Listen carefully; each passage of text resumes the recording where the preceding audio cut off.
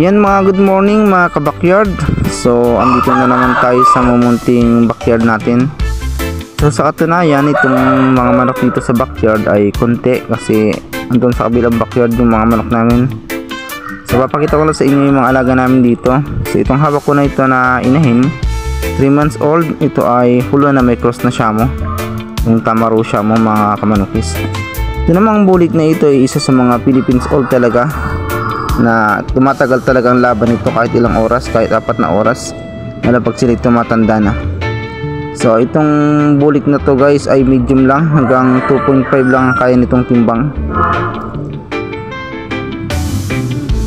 So ito ay isang 3 months old din na cross din siya sa Shamo, Philippines old na ikinuros sa Tamaro Shamo mga ka-backyard.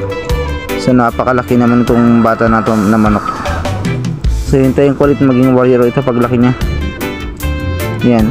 So dahil busy tayo sa mga ginagawa nating mga content sa iba, hindi natin maharap magpakita ng mga manok mga ka-backyard.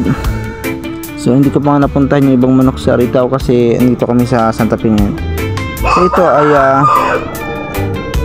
cross din ito ng Shamo. Ayan, na may pagka-placker siya na konti.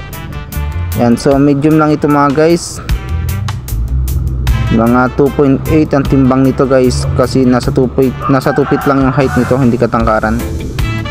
Yan, so mabilis din naman siya at malakas din pumalo, knockout punch din naman.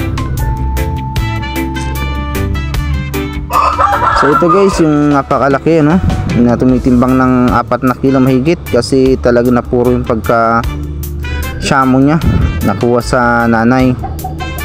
Pero yung tatay niyan Philippines old, kaya napakatangkad. Lumalampas din to ng scratch pin mga ka-backyard. Napakalapad din ang likod niya. So yung ganitong height mga ka-backyard, hindi na to pang laban. Ito ay talagang panglahi na lamang sa mga malalaking manok. So gusto ko rin kasi magkamanok ng malalaki, kaya hindi ko inaalis yung ganito kalalaki mga kamanokis. Yan, napakaganda. So yung kanyang tayuan nakuha sa Philippines old. So ito naman guys yung isa na mas napuro yung Shamo niya, pero medyo mababa siya. Mas matangkad yung hawak ko kanina, pero mabigat dito guys, maabot din ng 4 na kilo. Shamo old din ito, cross sa Philippines old.